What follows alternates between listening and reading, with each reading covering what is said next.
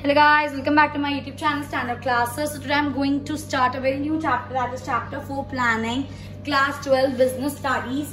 And जैसा कि मैंने आपको chapter 1 में ही बता दिया था कि इस बार मैनेजमेंट में भी आप वेरियस स्टेजेस, सबसे पहले planning, then we do organising, planning, organising, staffing, directing and controlling. ये सारे क्या थे? These are the principles of management. और फर्स्ट 3 चैप्टर्स हम लोग कंप्लीट कर चुके हैं डिटेल में। आप चैनल पे जाके प्लेलिस्ट में जा सकते हो जहाँ पे आपको complete notes with proper understanding chapters मिल जाएंगे। And now finally we are going to start with principles of management. और हमारा सबसे पहला प्रिंसिपल ऑफ मैनेजमेंट क्या है? It is planning. Okay, so हम स्टार्ट कर रहे हैं चैप्टर 4 प्लानिंग टुडे। ये जो सारे प्रिंसिपल्स ऑफ मैनेजमेंट है, planning, organising, staffing, directing, controlling, ये सारे आपस में इंटरलिंक्ड है। सबसे पहली चीज, ठीक है। और ऐसा नहीं हो सकता कि आप पहले स्टाफिंग कर दो, फिर आप ऑर्गेनाइजिंग कर दो, फिर आप प्लानिंग कर दो, फिर आप डायरेक्टिंग कर दो, फिर आप कंट्रोलिंग करो। नो, आपको इसी ऑर्डर में चलना पड़ेगा। Planning, organising, staffing, directing and controlling, यही इसका ऑर्डर है। आप इसको इंटरचेंज नहीं कर सकते। इसलिए मैं आपको सजेस्ट करूंगी कि सबसे पहले उसी ऑर्डर में स्टडी भी करो। प्लानिंग पढ़ो, फिर ही ऑर्गेनाइजिंग पढ़ना, उसके बाद ही स्टाफिंग, उसके बाद डायरेक्टिंग और उसके बाद ही कंट्रोलिंग, ताकि आपको चैप्टर अच्छे से समझ आ जाए। तो फटाफट से स्टार्ट करते हैं without wasting any time. Chapter 4 plan, ठीक है। Okay, so it is deciding in advance what to do and how to do. जब भी आप कोई प्लान बनाते हो, जैसे हम लोग अपनी फैमिलीज के साथ वेकेशंस या कहीं हॉलीडेज की प्लान बनाते हैं, तो हम वो प्लान कर रहे हैं कि उस टाइम पर, फॉर एग्जांपल मैं नेक्स्ट मंथ का प्लान बना रही हूँ कि हम 10 अक्टूबर को हम लोग कहीं आउटिंग के लिए जाएंगे। तो हम ये क्या कर रहे हैं? प्लान कर रहे हैं कि उस दिन पर जब 10 अक्टूबर आएगा हमें क्या करना है और कैसे करना है। एग्जैक्टली। तो प्लानिंग का मतलब क्या होता है? डिसाइड करना कि फ्यूचर में हमें क्या करना है और कैसे करना है। That is known as planning, ठीक है। Planning is closely connected with creativity and innovation. बिल्कुल, मैनेजमेंट के अंदर planning is very much related to creativity and innovation. Because क्यों? सबसे पहले मैं आपको बात बताती हूँ, हम ये प्लानिंग करते ही क्यों है। हम लोग अगर अपना बिजनेस खोलते हैं, एक ऑर्गेनाइजेशन खोलते हैं, और ऑब्वियसली उस बिजनेस या ऑर्गेनाइजेशन को खोलने का हमारा एक मोटिव होता है, जो कि होता है प्रॉफिट अर्निंग। और प्रॉफिट अर्न आप कैसे कर सकते हो? अपने गोल्स को अचीव करके। तो जब आप वो गोल सेट करते हो ना कि हमें इतना अचीव करना है 1 साल में, तो उस गोल को अचीव करने के लिए आपको प्रॉपर प्लानिंग करनी पड़ती है कि कब क्या करना पड़ेगा। फॉर एग्जाम्पल मैं एक अपना ऑब्जेक्टिव सेट कर रही हूँ कि इसके at the end of the year तक, ठीक है, मेरे को चाहती हूँ कि मेरी सेल्स 50% से बढ़े। तो ये मेरा ऑब्जेक्टिव है। अब वो सेल 50% से कैसे बढ़ेगी? हो सकता है मुझे और लोग रखने पड़े, हो सकता है मुझे और डिस्काउंट ऑफर्स निकालने पड़े। ये सारी क्या है? प्लानिंग। और इन सब चीजों को करने के लिए दिमाग लगता है, क्रिएटिविटी लगती है, आपको new ideas, innovative ideas put up करने पड़ेंगे, जिससे आप अपने ऑब्जेक्टिव्स को अचीव कर सको। तो obviously planning is related to creativity and innovations. Planning basically Planning seeks to bridge the gap between where we are and where we want to go. बात को समझना। आप अभी यहाँ पर हो, ठीक है, और ये अभी साल शुरू हुआ है अप्रैल में। अब आपको जाना है till the end of the year, यहाँ तक आपको पहुंचना है, ठीक है। सो यहाँ से इस पॉइंट तक आप कैसे पहुंचोगे? एक प्रॉपर प्लानिंग करके। तो प्लानिंग क्या करता है? ब्रिज कर देता है। मतलब इस गैप को, यहां से लेकर यहां तक ये गैप है, यहां तक आपको पहुंचना है, तो प्लानिंग एक ब्रिज क्रिएट, आप कह सकते हो एक ब्रिज क्रिएट कर देता है, जिससे आप यहां से लेकर यहां तक पहुंच सकते हो। तो planning bridge the gap, bridge उस गैप, जो गैप आपको कंप्लीट करना है उसके ऊपर एक ब्रिज बना देता है, जहां पर आप और जहां तक आपको पहुंचना है। ऑब्वियसली बात है, अभी मैं हूं, फॉर एग्जाम्पल मेरा सेल टर्नओवर अभी 10% चल रहा है, और अब at the end of the year में चाहती हूँ मेरा सेल ओवर 50, जो सेल्स है मेरा टर्नओवर 50% हो जाए। तो 10% पर मैं हूँ, 50% में मैं पहुंचना चाहती हूँ। तो यहाँ से लेकर यहाँ तक का गैप कैसे कवर करूंगी? थ्रू अ ब्रिज, जो कि क्या है? प्लानिंग। दैट्स व्हाई यहाँ पे लिखा है planning is a bridge gap between where we are and where we want to go. और हमेशा याद रखना, planning is done at all the level of management. बात आ रही है मेरी समझ? जितने भी लेवल्स ऑफ मैनेजमेंट है, प्लानिंग हर लेवल पे करी जाती है, ठीक है। 3 लेवल्स ऑफ मैनेजमेंट होते हैं, lower level, middle level, upper level. और प्लानिंग जो होती है आपकी हर लेवल ऑफ मैनेजमेंट पे परफॉर्म करी जाती है। आई होप गाइज ये चीज आपको बिल्कुल अच्छे से क्लियर है। ठीक है। सो अभी तक हमने क्या सीखा, प्लानिंग इज बेसिकली फ्यूचर के बारे में डिसाइड करना कि हमें फ्यूचर में क्या करना है जिससे हम ऑब्जेक्टिव्स को अपने अचीव कर सके। तो thus planning involves setting objective, deciding alternative course of action to achieve this objective। तो ये है आपकी पूरी प्लानिंग की डेफिनेशन। इसके अंदर आपकी 3 चीजें आ गई, आप इसको यहाँ पर चेक कर सकते हो। प्लानिंग का मतलब होता है सबसे पहले अपने गोल्स को सेट करना, अपने ऑब्जेक्टिव को सेट करना। जैसे कि मैंने एग्जाम्पल दिया कि 50% सेल्स है, अपना 50% टर्नओवर मुझे अपना इंक्रीज करना है सेल्स का, ये मेरा ऑब्जेक्टिव है। अब मैं वेरियस रास्ते ढूंढूंगी इस ऑब्जेक्टिव को फुलफिल करने के लिए।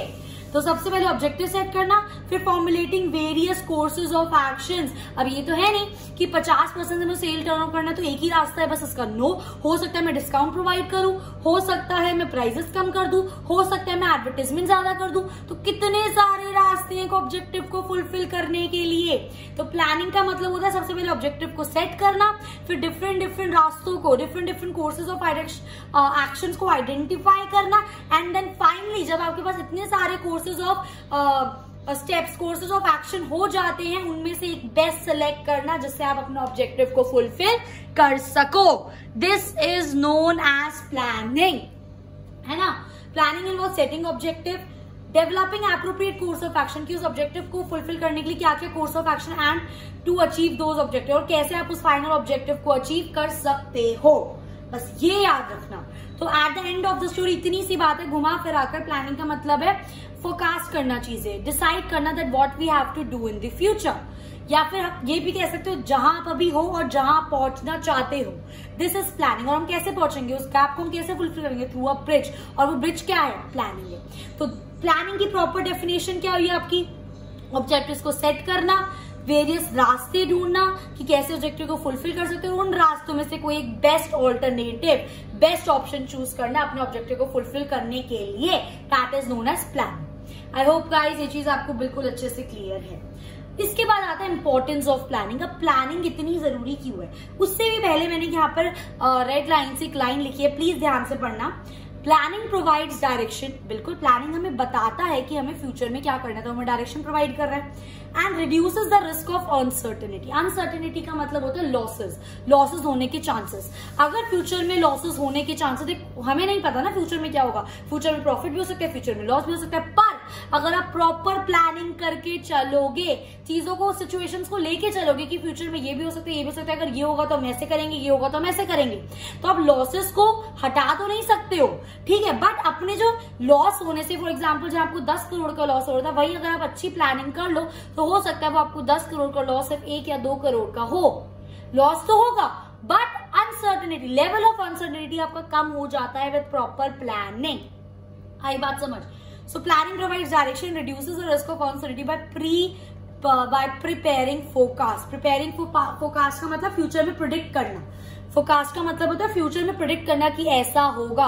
पढ़ते हैं ना वेदर फोरकास्ट, वो लोग प्रिडिक्ट करते हैं कि आज बारिश हो सकती है, समझ रहे हो। फोरकास्ट मतलब प्रिडिक्ट करना, प्लानिंग का मतलब भी हम प्रिडिक्ट ही कर रहे हैं, हमें पता नहीं क्या होगा। हमें पता होता तो हम भगवान होते हैं, आजकल हमारे सबके बिजनेस सक्सेसफुल होते हैं। हमें नहीं पता फ्यूचर में क्या होगा, तो हमें प्रॉपर प्लानिंग, हमें प्रॉपर फोरकास्टिंग, हम प्रिडिक्ट करके चल रहे कि फ्यूचर में ऐसा हो सकता है, तो उसके लिए हमें प्लानिंग डायरेक्शन प्रोवाइड करता है। और इसके आगे ये लाइन लिखी आ जाएगी आपके पास, planning provides direction, reduces the risk of uncertainty by preparing forecast, explain. बच्चों को समझ ही नहीं आएगा इसके अंदर क्या लिखना है, 110% मुझसे ये बात लिखवा लो आप। आ रही है मेरी बात समझ। सो इसको पढ़ के क्या लग रहा है, प्लानिंग डायरेक्शन प्रोवाइड कर रहा है, अनसर्टेनिटी रिड्यूस कर रहा है, तो एक तरीके से क्या बता रहे हैं हमें, प्लानिंग के बेनिफिट्स ही तो बता रहे हैं, जरूर इंपॉर्टेंस ही तो बता रहे हैं प्लानिंग की। बिल्कुल सही समझ रहे हो, एग्जाम में डायरेक्ट क्वेश्चंस नहीं आएंगे, आपको लिख के दे देंगे planning provides direction, reduces the risk of uncertainty by preparing forecast, explain. आपको खुद सोचना है, और ये पूरा नंबर 6 नंबर, पूरा क्वेश्चन 6 नंबर का आ जाएगा ये, तो आपको खुद सोचना है कि आप इसके अंदर क्या लिखोगे। इसके अंदर हम क्या लिखेंगे, इंपॉर्टेंस ऑफ प्लानिंग लिखेंगे। इंपॉर्टेंस मतलब प्लानिंग क्यों जरूरी है। तो सबसे पहला क्या है, प्लानिंग प्रोवाइड्स डायरेक्शन। देखो इसी हमेशा याद रखना, जब भी कुछ भूल जाओ कि नहीं समझ आ रहा क्या था, भूल जाओ, नहीं याद रहता कभी कभार, तो उस जो आपके पास बेसिक कॉन्सेप्ट है आपका उस टॉपिक का, जो आपके पास बेसिक डेफिनेशन है, उन सब चीजें निकालना स्टार्ट करो। तो अभी तक हमने पढ़ा था सबसे पहले प्लानिंग प्रोवाइड्स डायरेक्शन। ऑब्वियसली बात है वो हमें बताता है कि हमें फ्यूचर में क्या करना है, इसलिए प्लानिंग जरूरी है। अभी हम पढ़ रहे हैं कि प्लानिंग क्यों जरूरी है। ठीक है। So planning ensures that goals and objectives are clearly stated. Planning के अंदर क्या होता है, सेटिंग ऑब्जेक्टिव्स। तो प्लानिंग ये इंश्योर करता है कि हमारे जो गोल्स और ऑब्जेक्टिव है ऑर्गेनाइजेशन के वो क्लियरली स्टेटेड है, so that they act as a guide for deciding what to do and how to do. अगर आपके ऑब्जेक्टिव से क्लियरली स्टेटेड होंगे तो वो पता कैसे चलेगा क्या करना है, कैसे करना है। बात समझ रहे हो? तो प्लानिंग ये इंश्योर करता है कि goal and objective clearly stated है, ताकि हमें पता चले हमें कब क्या कैसे करना है। अगर ऐसा नहीं हुआ, अगर आपके पास प्लानिंग नहीं हुई, in the absence of planning all will work in different directions and thus will not be able to achieve goals। किसी को पता ही नहीं होगा कि ऑब्जेक्टिव कैसा, आप लोग अपनी मर्जी से अलग अलग डायरेक्शन में काम करेंगे और कभी भी आप अपने मेन गोल्स को, मेन ऑब्जेक्टिव्स को अचीव नहीं कर पाओगे। बात क्लियर है? इतनी बात समझ आई मेरी?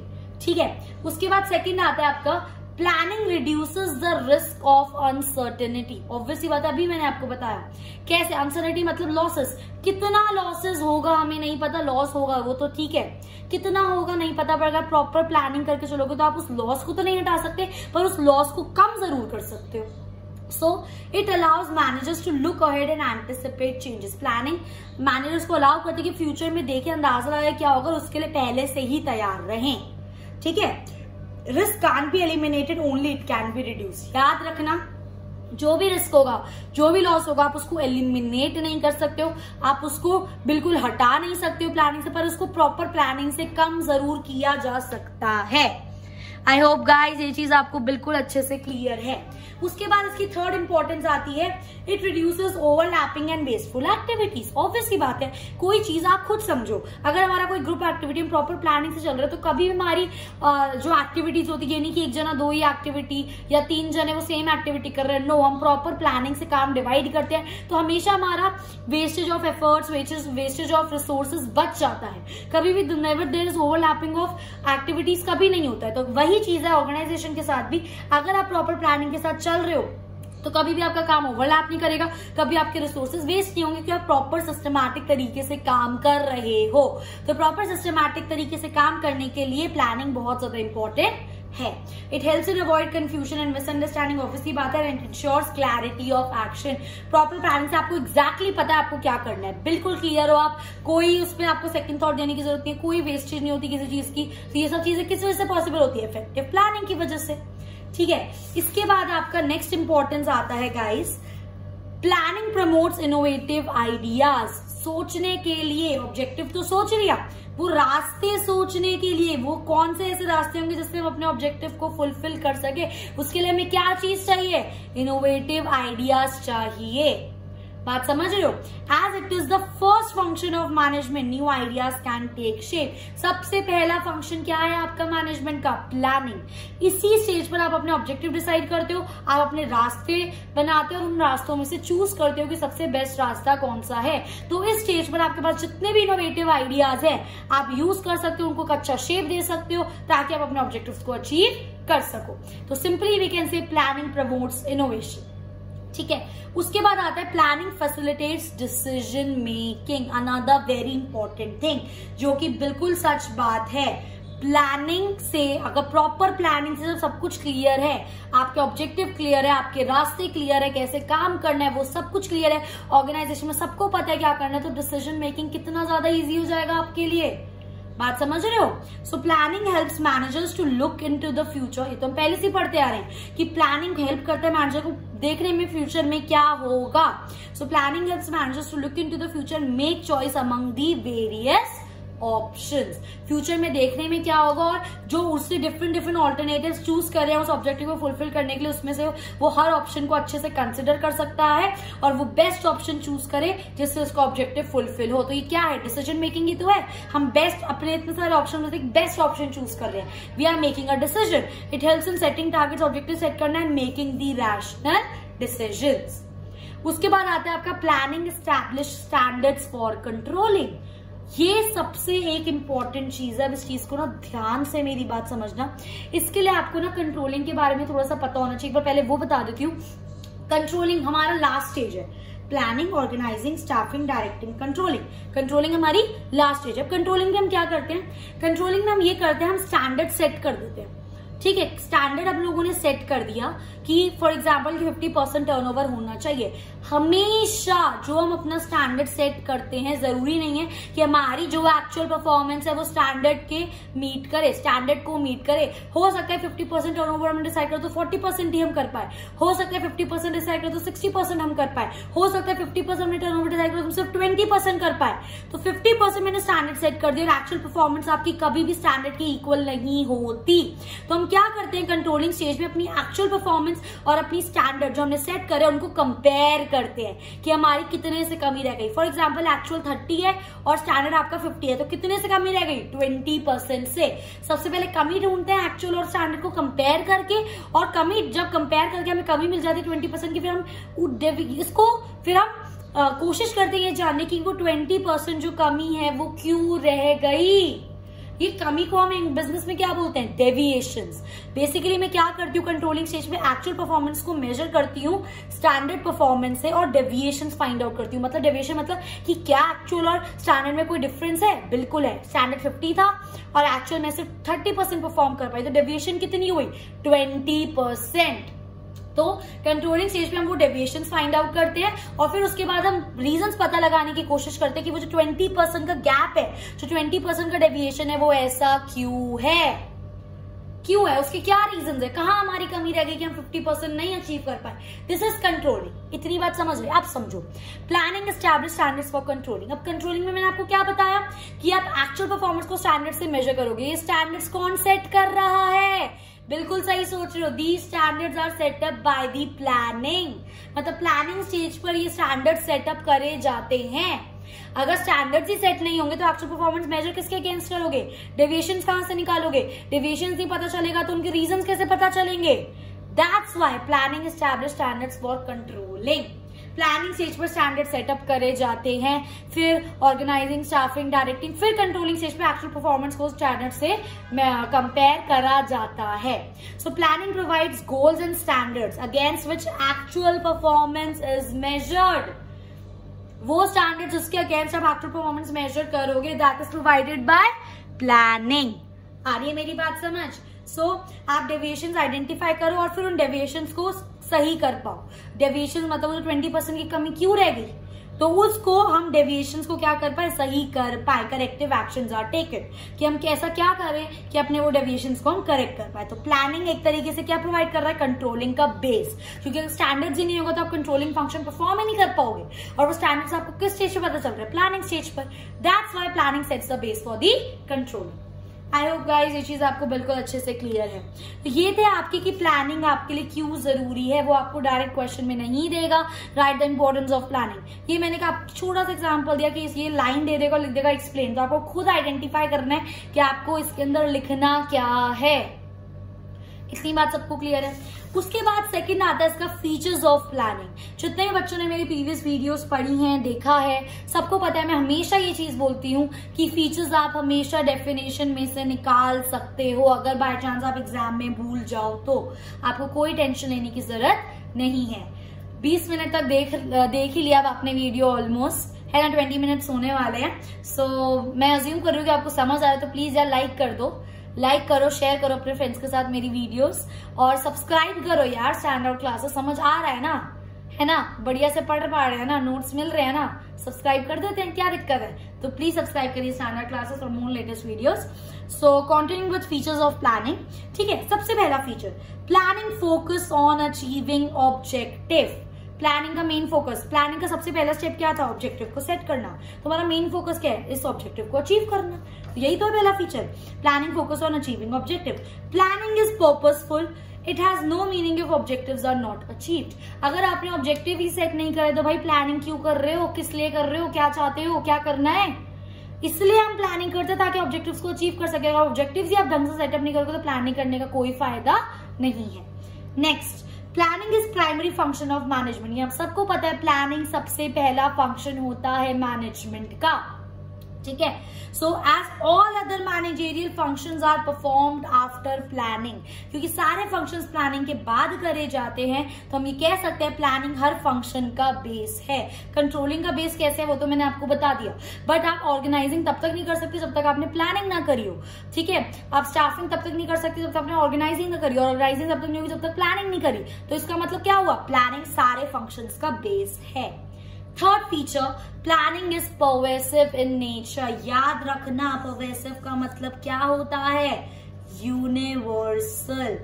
पर्वेसिव का मतलब क्या होता है, universal. That means planning is required at every level of management. ऐसा नहीं है, ऐसा मिथ बिल्कुल अपने मन में मत आने देना कि सिर्फ टॉप लेवल मैनेजमेंट प्लानिंग करता है।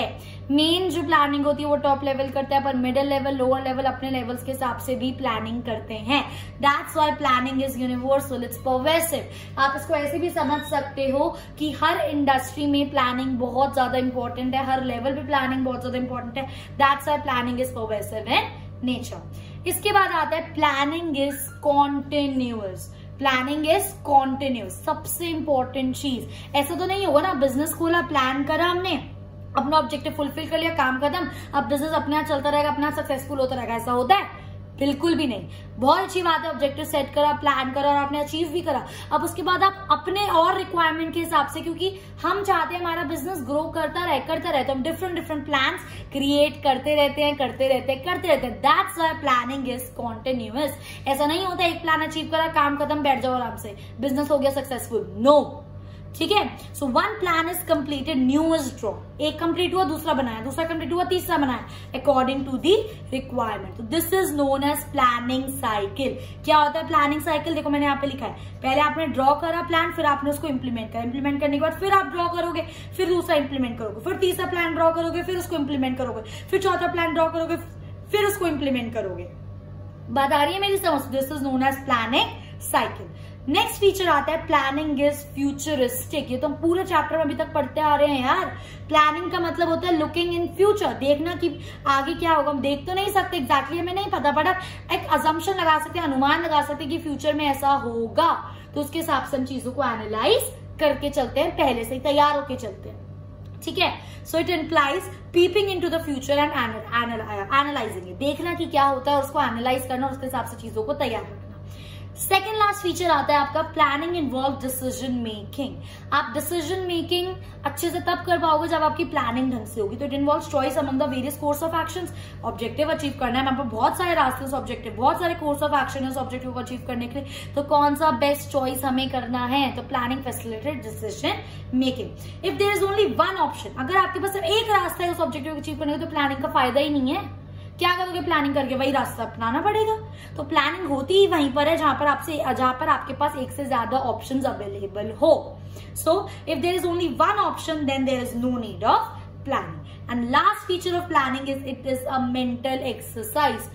भाई प्लान इंप्लीमेंट करने से ज्यादा प्लान को बनाना इज अ प्रॉब्लम। उसके लिए दिमाग चाहिए, उसके लिए क्रिएटिविटी चाहिए, उसके लिए इनोवेशंस चाहिए। That's why planning is a mental exercise. Planning requires mind, innovation, intelligence and sound judgment. आंख, नाक, मुंह, कान सब खुले रखने पड़ेंगे, दिमाग बिल्कुल अच्छे से, जैसे इनोवेटिव आइडियाज आए, intelligence, sound judgement, analytical power, सब कुछ, तभी प्रॉपर प्लानिंग कर पाओगे। इसलिए यहाँ पर कहा गया that is intellectual activity which implies thinking rather than doing। कर तो कोई भी लेगा, आप मुझे प्लान दे दो मैं उसको इम्प्लीमेंट कर दूंगी, पर वो प्लान बनाने में दिमाग लगता है। That's why planning is a mental exercise. I hope guys ये चीज आपको बिल्कुल अच्छे से क्लियर है। So in this video मैंने आपके साथ डिस्कस करा प्लानिंग क्या होता है, उसके इंपॉर्टेंस एंड उसके features. In my next video I'll be discussing, I will be continuing with this chapter. So if you like my video, please like करो, share with your friends and subscribe standard classes if you have not done it yet. Please subscribe karo, or you can find more latest videos of economics, business and mathematics on my channel. Complete playlists are available for your convenience. So I will see you in my next video. Till then, happy learning.